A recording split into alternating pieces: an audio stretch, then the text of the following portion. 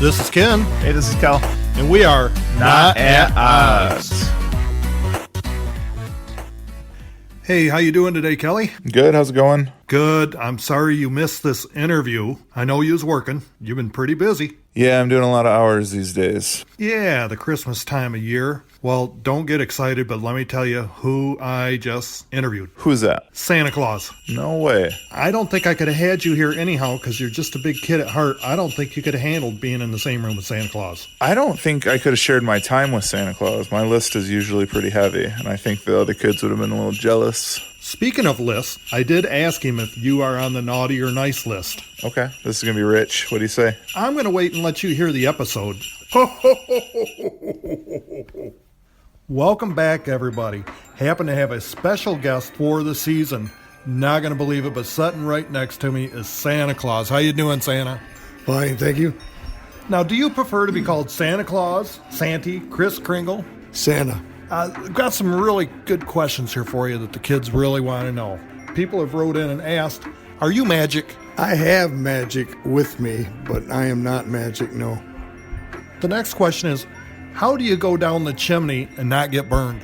That is something I do rather quickly, and there are some occasions that I don't use a chimney.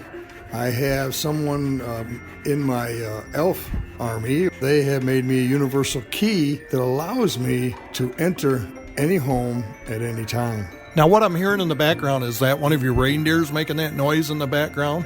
Yes, it is. It's Blitzen. He likes to accompany me everywhere I go. Another question that they want to know about is what all besides carrots do the reindeer like to eat, Santa? They enjoy the regular size carrots, non-cut carrots. They enjoy the greens on top of the carrots. It gives them also the energy and the fullness of their bellies. So either or is good for them. Santa, I gotta really ask you a question about the naughty and nice list. The biggest question that I have is the other half of this podcast, which is not here for obvious reasons. He can't control himself around Santa. Is he on the naughty or nice list? Let it be known. That would be unkind at this point to acknowledge that he is on which list.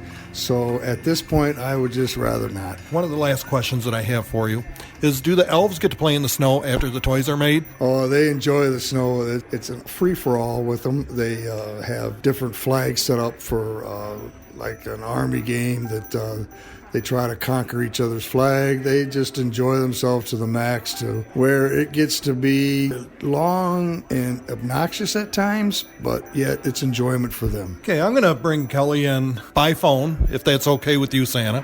Yeah, that's fine. Thank you. Because he always has his hard-hitting questions.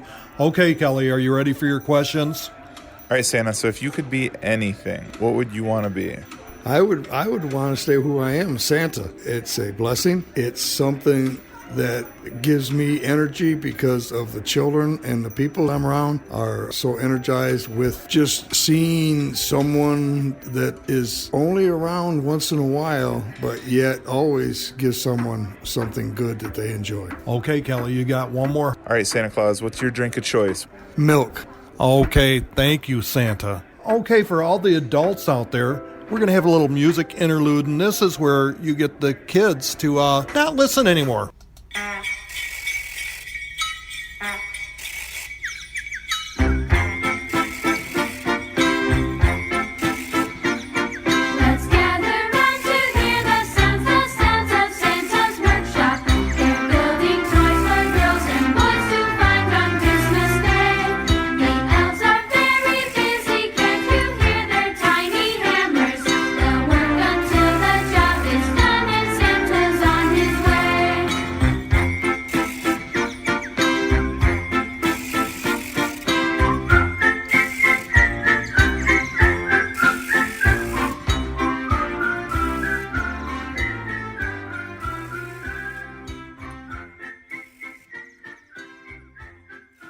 We're going to talk to Mr. and Mrs. Claus about a couple of things. We're going to talk about being Mr. and Mrs. Claus for the season. And it's almost an all-year gig, but right now is the hot season. Isn't that correct? That's correct. The hot season is definitely now. It's hard to go anywhere. I have to send Mrs. Claus out because I'm always surrounded by children and older children that are kind of close to the naughty list in responses what they have for me. Well, I do have to say, and people see on the cover of this podcast, I'll have a picture of both of you on there in character. And when we put it on YouTube, they can look and I'll have pictures of you on there. But I got to say, without the red suit, you look like Santa. Well, thank you.